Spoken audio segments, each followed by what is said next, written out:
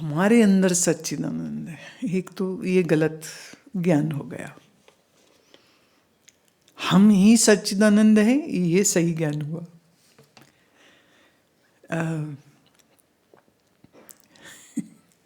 जैसे कोई बहुत लोग बोलते हैं हमारी जो आत्मा है वो परमात्मा के साथ एक होती है, हमारी जो आत्मा है वो, तो मैंने एक हम हो गए, एक हमारी आत्मा हो गई जो परमात्मा के संग होती है। इसको हम कहते हैं बिगड़ा हुआ खिचड़ी ज्ञान, बिल्कुल असत्य, भ्रमित और नासमझी से भरा हुआ। हम और हमारी आत्मा ऐसा नहीं है, हम ही आत्मा है और अपने इस निज स्वरूप को विस्मृत हो गए हैं, भूल गए हैं और मन में छलके हुए चेतन को मैं मानते हैं। और ये भी बहुत लोगों के तो समझ भी नहीं आती है कि मन में कौन चेतन है जो छलक गया, ये भी बड़ी समस्या है। तो मोटा मोटी ये कह सकते हैं कि शरीर को ही मैं मानते हैं कि शरीर मैं हूं, इसलिए लगता है कि ये तो मैं हूं और अंदर एक आत्मा है जो सच्चिदानंद है। सो बिल्कुल असत्य है। हमारा वास्तविक स्वरूप देह नहीं है, इसलिए ना हम बालक हैं, न जवान हैं, न बूढ़े हैं, न लड़की हैं, न लड़का है, न स्त्री है, न पुरुष। इतनी भर बात अच्छे से समझ लग जाएगी तो कहानी थोड़ी आगे ठीक बढ़ जाएगी। ये जो मान रहे हैं ना, हमारे अंदर एक आत्मा है जो सच्चिदानंद है, जो मुक्त भी है, जो साक्षी भी है, जो दृष्टा भी है, ये गड़बड़ ज्ञान हो जाएगा। तो पहला निश्चय यह स्पष्टता होना चाहिए, देह में नहीं हूं। ये भव्य से हमने उस दिन पूछा, देर बाद आई आश्रम, तो हमने पूछा आप कैसे हो?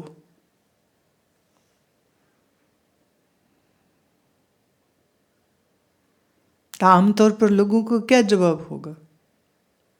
चलो अभी पूछ लेते। प्रोफेसर साहब आप कैसे हो?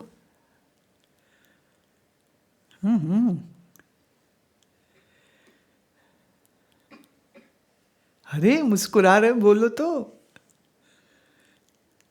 आप कैसे हो? हमारा शरीर ठीक है। अब देखो हम पूछ रहे हैं आप कैसे हो, वो बोल रहे हैं हमारा शरीर ठीक है।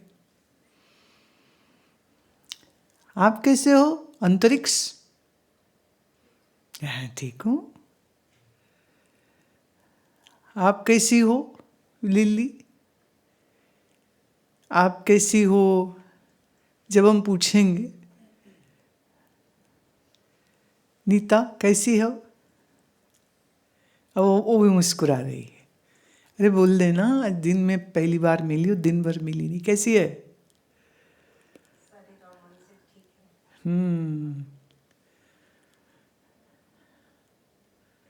रोजी कैसी है? नहीं अच्छी। हमने कहा तुम बुरी हो? बुरे लोग तो यहाँ आते ही नहीं है, आ सकते भी नहीं है। तो मैं भव्या से पूछा आप कैसी हो, तो कहती है शरीर से स्वस्थ हूं, मन से शांत हूं और मैं तो सच्चिदानंद हूं।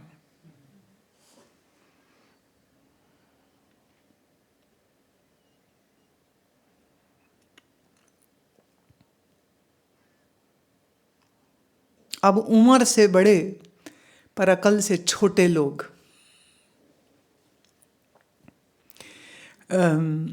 मूढ़मतीये, मनमतीये कह लो, अज्ञानी मती सब ऐसे ही जवाब, मैं ठीक हूं। कई तो ऐसे हैं वो कहते मैं ठीक ही नहीं हूं। क्यों? कहते हैं मन में ये है, मन में वो है, मन में ये है, मन में वो है, इसलिए हम तो ठीक ही नहीं है। क्या ही बोलूं ना ऐसे लोगों को। पर सही भी है। अब तमोगुणी आदमी ठीक कैसे हो सकता है? जिसके मन में क्रोध है, अहंकार है, लालच है, कभी अच्छा नहीं हो सकता। पर उस दिन मुझे इसका उत्तर बहुत प्यारा लगा। अभी कितने साल की होगी भव्या? 10, 10 साल की है। शरीर से स्वस्थ हूं, मन से शांत हूं, मैं तो सच्चिदानंद। ये क्लैरिटी आप उम्र से बड़े लोगों में आती क्यों नहीं है? मुझे ये नहीं समझ लगती। जितना उसने मेरे से सुना है, आप लोगों ने तो उससे बहुत ज्यादा सुना है। फिर भी या तो शरीर बन के जीते हो, और या मन के भावनाओं और वेगों और विचारों के दलदल में फंसे हुए जीते हो। ये इतनी सी बात है, वह इतनी स्पष्ट नहीं होती है। मैं देह नहीं हूं। ये जितने भी प्रमाणों से मैंने समझाई है बात, वो उतने सारे के सारे प्रमाण स्पष्टता आपकी बुद्धि में होने चाहिए। अजब बात यह है, देह का नाम, पढ़ाई लिखाई, रिश्ते, परिवार, संबंध, मन की स्टेटस, दुख सुख की, ज्ञान अज्ञान की, बुद्धि की स्टेटस, ये सबसे ही मुक्ति हो जाती है जब यहीं से शुरुआत होए कि देह में हूं ही नहीं।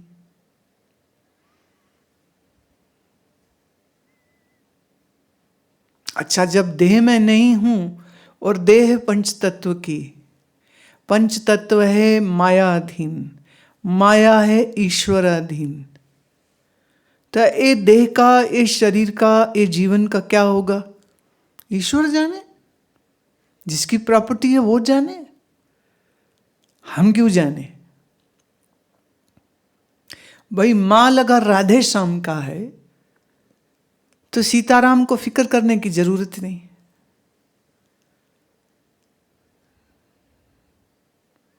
तो इस शरीर की मलकियत तो ईश्वर की है, तो चिंता ईश्वर करे। वाणी में बहुत सुंदर आता है, नानक चिंता मत करो, चिंता तिस ही है, जल में जंतयु पायन, तिना बिरोजी दे, ओथे हट न चलई, ना को किरस करे, सौदा मूल न होवई, ना को ले न दे। ये मैंने शब्द सुना था जब ये शरीर की आयु 13-14 की थी, तब का सुना याद है। बात बड़ी जबरदस्त है। वो कहते जिसने जल में जंतु उपजाए है, जल में जंत उपायन तिना बिरोजी दे, वो जीव जो समंदर में हैं उनको भी तो खाने पीने को मिल रहा है कि नहीं? उथे हट न चलई, हट माने दुकान, हट्टी, पंजाबी में हट्टी जिसे कहते, तो वहां कोई दुकानें नहीं चलती इस समंदर में। सौदा मूल न हो वही, वहां कोई सौदा माने एनी प्रोडक्ट का सेल परचेज नहीं होता है, ना को ले न दे।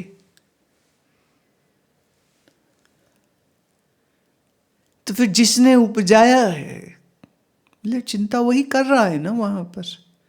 तो आदमी है ना जो सोचता मैं कमाऊंगा तो खाऊंगा, मैं नहीं कमाऊंगा तो कैसे खाऊंगा। मैं कर रहा हूँ इसलिए हो रहा है। जिस बुद्धि से सोच रहे हो मैं, और जिस जुबान से बोल रहे हो मैं, ना वो जुबान तुम्हारी है ना वो दिमाग तुम्हारा है। बस ये फालतू की मैं ही है जो गुब्बारा बना के फुला के बैठा रहता है।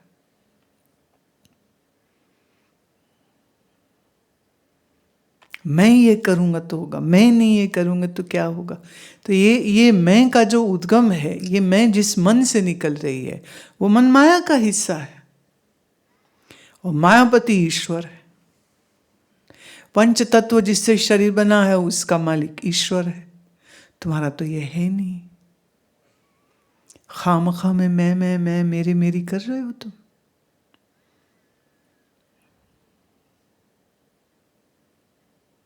तो नानक चिंता मत करो।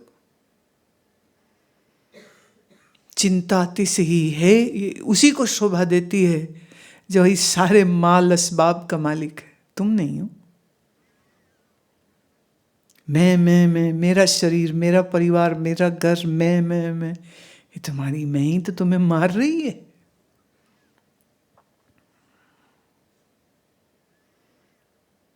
शरीर मेरा नहीं। शरीर में प्राण कैसे चल रहे हैं, कैसे खून चल रहा है, कैसे खाया पिया खून बनता है। अब आप तो एक रोटी दाल चावल दही खाते हो, पर उसी खाए हुए से रस बनेगा, उसी से खून बनेगा, नाड़ी बनेगी, स्किन बनेगा, ऑर्गन का स्ट्रक्चर है जो भी वो बनेगा। ब्रेन में अलग सेल्स हैं, पेनक्रियास में अलग हैं, लीवर में अलग है, और फिर आपके बड़ी और छोटी आंत में कितने बैक्टीरिया है। खाई तो रोटी दाल सब्जी, अब उसके किस हिस्से से खून बनेगा, और किस हिस्से से मांस बनेगा, और किस हिस्से से उसके ग्लैंड्स बनेंगे और चलेंगे, और किस हिस्से से हार्मोन्स बनेंगे और रिलीज होंगे, आप सोचते हो?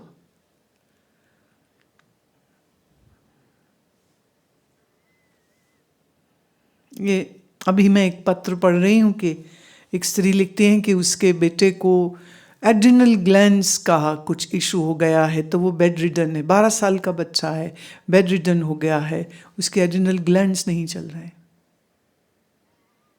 अब एड्रिनल ग्लैंड नहीं चलेगा तो शरीर में कोई एक्टिविटी हो ही नहीं सकती। अब क्या है, देखो माँ बाप खाने को तो दे रहे हैं, लेकिन अंदर जाके क्या ऐसा विकार हो रहा है कि उसके ग्लैंड्स काम नहीं कर रहे हैं।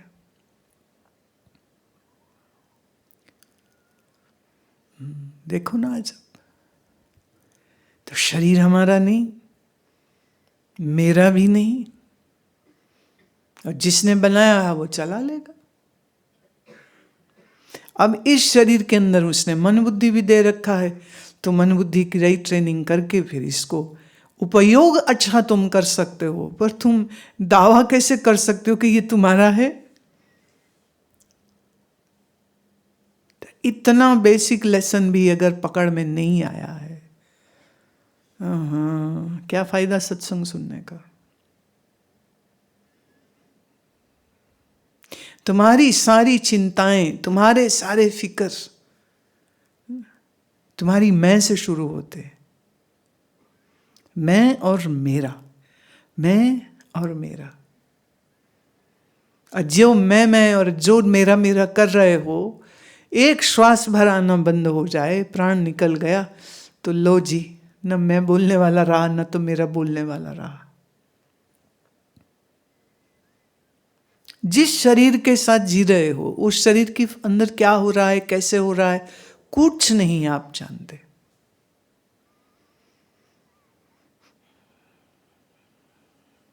पर मैं बोलते हो इसको, और मेरा बोलते हो इसको। वाणी में एक और बड़ा ही सुंदर शब्द है, मैं प्रभ सब किछ तेरा जी, मैं किछ नहीं, मैं किछ नहीं, मैं है ही नहीं कुछ, सब तो तेरा है, सब तेरा है, मेरा है ही कुछ नहीं। पराई अमानत है ये शरीर जो हमारे पास है। इस अमानत का बहुत ख्याल रखना चाहिए इसका ठीक उपयोग करना चाहिए। इसके द्वारा, इंद्रिय के द्वारा, मन बुद्धि के द्वारा संसार का लेन देन व्यवहार सब कुछ हो रहा है। इसलिए शरीर को अच्छा रखिए, मन को अच्छा रखिए। कैसे अच्छा रखना, उसके लिए गुरु से जानो सीखो, शास्त्र से जानो सीखो, समझो, उसको अप्लाई करो।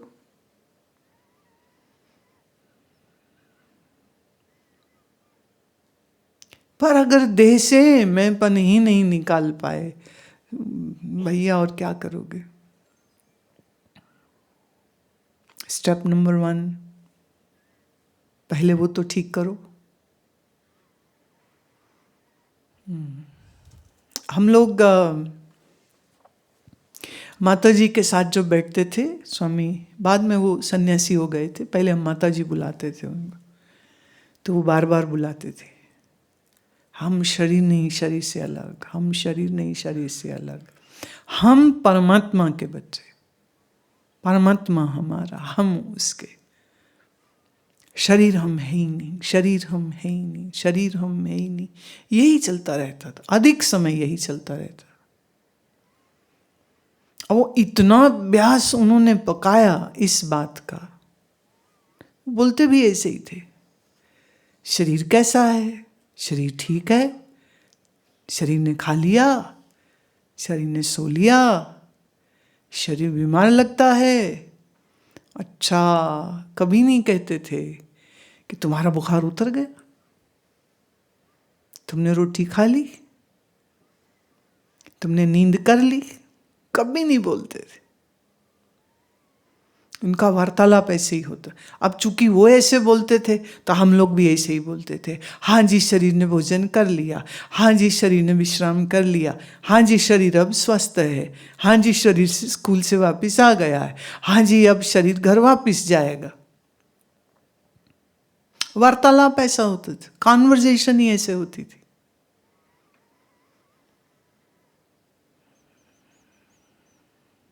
और यहाँ सालों सालों सत्संग सुनते सुनते ना कान घिस गए, पर इतनी बात दिमाग में नहीं पड़ी कि देह में नहीं है। मेरी मम्मी, मेरा पापा, मेरी मम्मी, मेरा पापा, मेरी बहन, मेरे बच्चे, मेरे मेरे मेरे। माने बकरा भी इतनी बारी मैं नहीं करता होगा जितनी बारी तुम लोग करते रहते। कब निकला तुम्हारे मुंह से? ईश्वर का, सब ईश्वर का, सब ईश्वर का।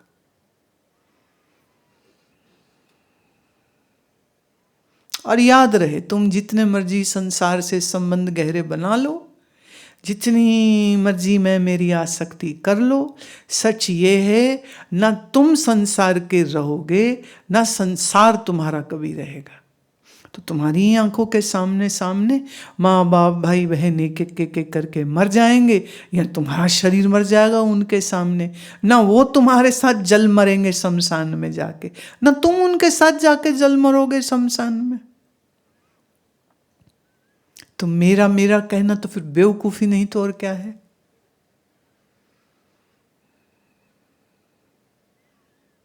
ये वेदांत की नींव है। देह में नहीं, देह मेरी नहीं। और तो फिर तुम कौन? ढूंढो। अब आपकी प्रॉब्लम क्या है? शरीर में हूं, ये आपको बड़ा क्लियर है। शरीर में हूं और आत्मा साक्षी होती है, ये सुन लेते। अब पक गई खिचड़ी। शरीर में हूं ये मानते हुए पर आत्मा सच्चिदानंद है, ये सुन लेते हो। लगता अंदर कोई होएगी आत्मा जो सच्चिदानंद होती है।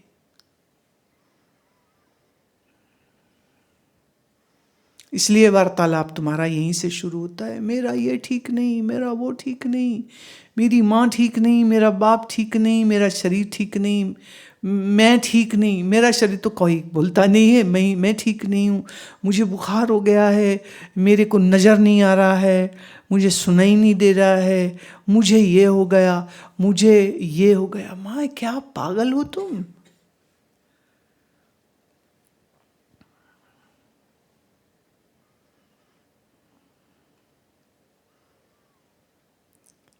थोड़ा ये बिल्कुल बुनियाद है, ये बुनियाद है, फाउंडेशन है। देह में नहीं, देह में नहीं। रटना ही पड़े तो रटो, तो समझ ही नहीं आ रही, बुद्धि मूढ़ है, अगर समझ ही नहीं आ तो रट लो फिर। स्वामी राम तीर्थ को सन्यास होने के बाद, वो उत्तरकाशी में थे, तो उनकी पत्नी बच्चों को लेके उन्हें वहां मिलने गई। से पता लग गया जैसे तैसे। तो प्रोफेसर पूरण सिंह उनकी सेवा में थे, तो उन्होंने खबर करी कि ऐसे आपकी पत्नी बच्चों के सहित यहाँ आ रही है। तो राम कहते, किसकी पत्नी? कौन? बोले आपकी पत्नी। बोले मैं तो स्वामी राम तीर्थ हूं। प्रोफेसर पूर्ण सिंह ने कहा, नहीं, जब आप प्रोफेसर थे लाहौर में, जब आप पढ़ाते थे, तब आपकी शादी हुई थी, तब आपके जो 2 बच्चे थे, वो पत्नी 2 बच्चों के साथ आपको मिलने आ रही। तो कहते उसको कहो यहां तीर्थ राम नहीं है कोई, यहां सिर्फ स्वामी राम तीर्थ है। सन्यास से पहले उनका नाम तीर्थ राम था। यहां कोई तीर्थ राम नहीं है, यहां सिर्फ स्वामी राम तीर्थ है। और वो पहुंच गई बच्चों को लेके। कहते 2-4 दिन वहीं बैठी रही, स्वामी जी मिले नहीं। क्योंकि जिस तीर्थराम की वो पत्नी थी, वो तीर्थराम अब है नहीं। अब उसके, वो तो मर गया। क्योंकि वैदिक सन्यास जब होता है तो अंतिम क्रिया कर्म तर्पण वो खुद अपने हाथ से करता है। तर्पण मतलब अपना अंतिम क्रिया कर्म अपने हाथ से करना। तो जो मरे हुए व्यक्ति के लिए उसका परिवार हवन करता है, वो हवन सन्यासी खुद करता है अपने लिए, सन्यास लेने से पहले, कि समाज संसार परिवार के लिए मर गया। तो हवन तर्पण यज्ञ करके जिस तीर्थराम को मार दिया है, अब उस मरे हुए तीर्थराम की पत्नी कोई कैसे हो सकती?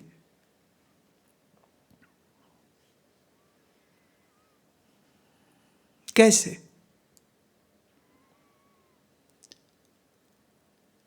तो उन्होंने कहा, वह जो महिला बाहर आके बैठी हुई हैं, उनको कहो लौट जाएं जहां से वो आई हैं, यहां उनका पति नहीं है। अब आप कहोगे, अरे तो पत्नी तो थी, मिल लेते, जब सारी दुनिया को मिल सकते तो उसको क्यों नहीं मिल सकते? लेकिन स्वामी राम तीर्थ के दृष्टिकोण से देखो, बोले मैं तो अब सन्यास मदे गुरु, नया नाम, नया भेष, और पुराना तो सब खत्म, जला दिया, हवन कुंड में जला दिया सब। आज से मैं ये है ही नहीं ना। जब मैं ही नहीं रहा तो परिवार मेरा कहाँ से रहा? जब मैं ही नहीं रहा तो जायदाद और पैसा और ये सब चीज़ें मेरी कैसे हुई? सब तो फूंक दिया। और गंगा जी के जल में पुराना कपड़ा, पुराना नाम, पुराना सब कुछ ये बहा दिया कि खत्म, फिनिश। गुरु नया वस्त्र देता है, गुरु नया नाम देता है, पूर्व से कोई लेना देना नहीं है। स्वामी राम तीर्थ, प्रोफेसर तीर्थराम नहीं है। तो ये फाउंडेशन है, देह में हूं नहीं, देह का परिचय मेरा नहीं, देह में नहीं, मन भी मैं नहीं।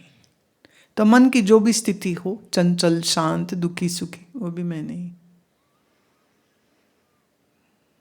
अब पूछ रहा है कोई कि आप कैसे हो, तो उत्तर देना पड़ेगा। सो बड़ा सटीक उत्तर, शरीर स्वस्थ है, मन शांत है, मैं सच्चिदानंद हूं।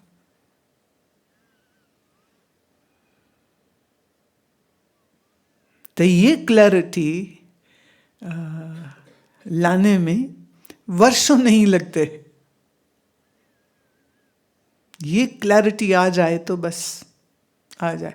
वो 10 साल के बच्चे को भी आ सकती है, नहीं आए तो 60-70 के भी हो जाए तो सुन सुन के भी, तो भी खोपड़ी में वही शरीर मैं हूँ वही भरा रहता है, शरीर मेरा है वही भरा रहता है, वही री री री करते रहते, वही रोते रहते। दुनिया, रिश्तेदार, नाम, सम्मान, प्रतिष्ठा, इज्जत, इंद्रियों को भोग नहीं मिला, मन को सुख नहीं मिला, मन को सम्मान नहीं मिला, मुझे किसी ने पूछा नहीं, मुझे किसी ने बताया नहीं, मुझे ये नहीं, ये जिस मैं को रो रहा है, तो अभी तो वो वेदांत की पहली सीढ़ी ही नहीं चढ़ा। कई बार होता है जब सत्संग के बाद कोई मिलता है मुझे राह में, तो कहेंगे 2 मिनट बात करनी, हाँ करो बोलो। तो वो ना मेरा ये है तो घर में ये हो गया, तो मेरा ये हो गया, तो मेरा वो हो गया, तो मेरा जी करता है कि मैं क्या करूं इन लोगों का। और वही लगता है, गधे को हीरा दे दिया, गधे को क्या मालूम हीरा क्या है, गधे को नहीं मालूम उसकी कीमत क्या है। क्या रोना रो रहे।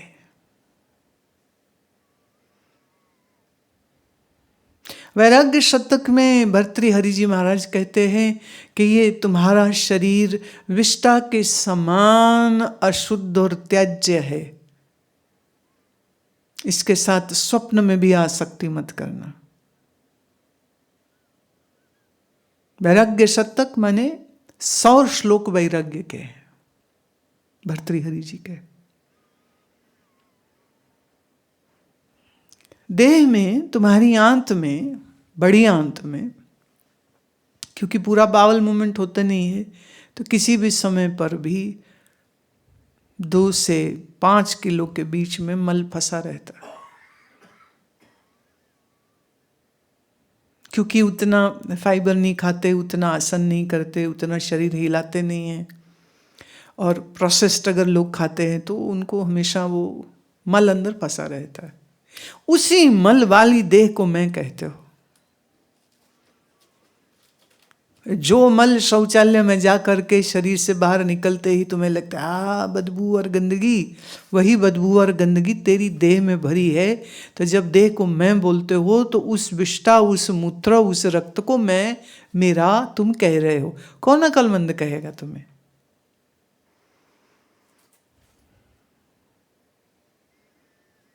कौन?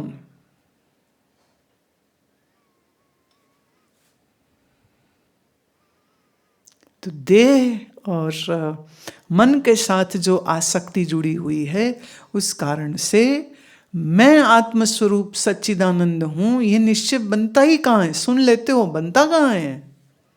अब देखो, जब भी सन्यास दिया जाता है तो सन्यास के बाद नाम कैसे होते हैं? नाम स्वामी, सबसे पहले स्वामी क्यों? स्वामी इसलिए कि हम अपने आप को जिसने जाना, सो एम आई, मैं वही हूं, वही तत्वमसि मैं हूं। तो शुरुआत यहां से हुई, फिर आया तत्वानंद, महेशानंद, जो भी नाम हो, तो नाम ईश्वरीय होगा पर पीछे आनंद होगा।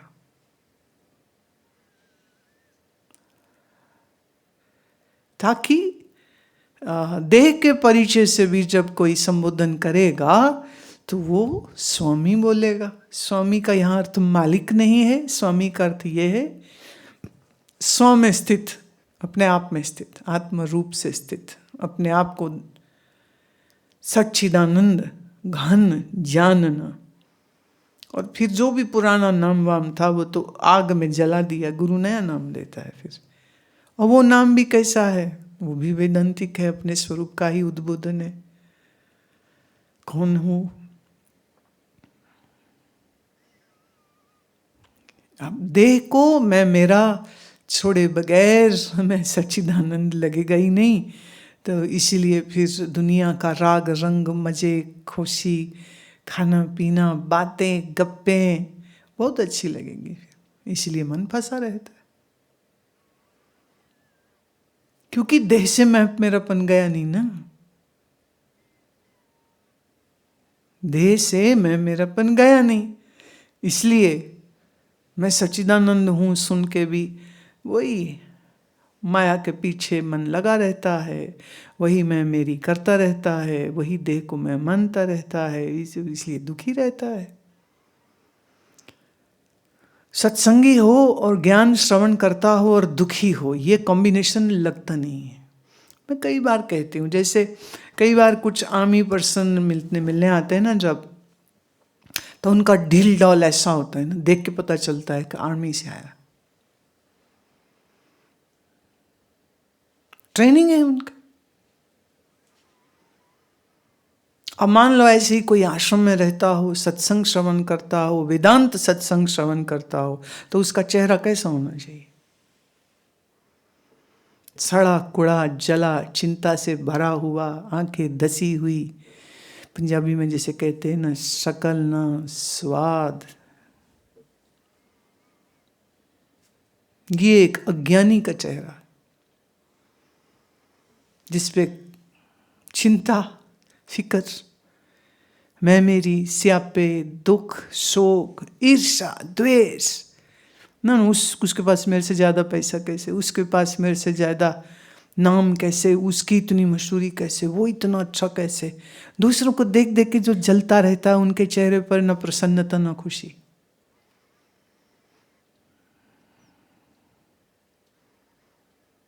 तो ऐसे ही जो जिनके दिमाग में कूड़ा करकट संसार का भरा रहता है, डिप्रेशन और चिंता और शोक, तो जैसा जला हुआ मन वैसी जली हुई शक्लें।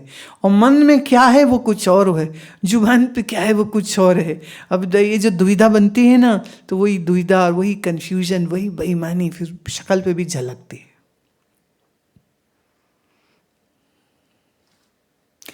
कभी गाय की आंख में झांक के देखो, एकदम निर्दोष, मासूम, शुद्ध आंखें।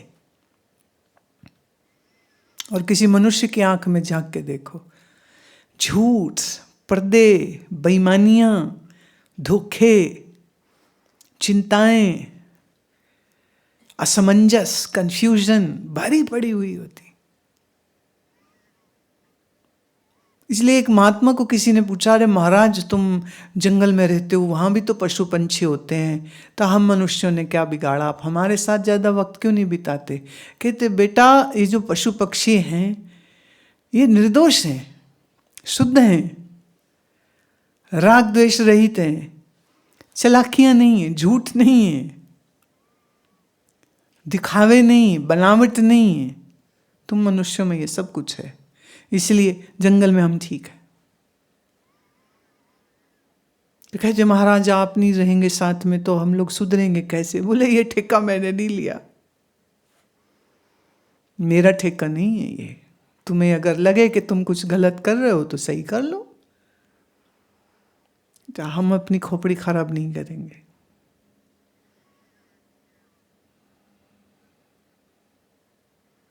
क्योंकि अपने मन बुद्धि के विकारों को देखना, जानना, समझना उतना ही मुश्किल है जितना अपनी ही आंखों से अपने ही चेहरे को देखना। दिखता है क्या?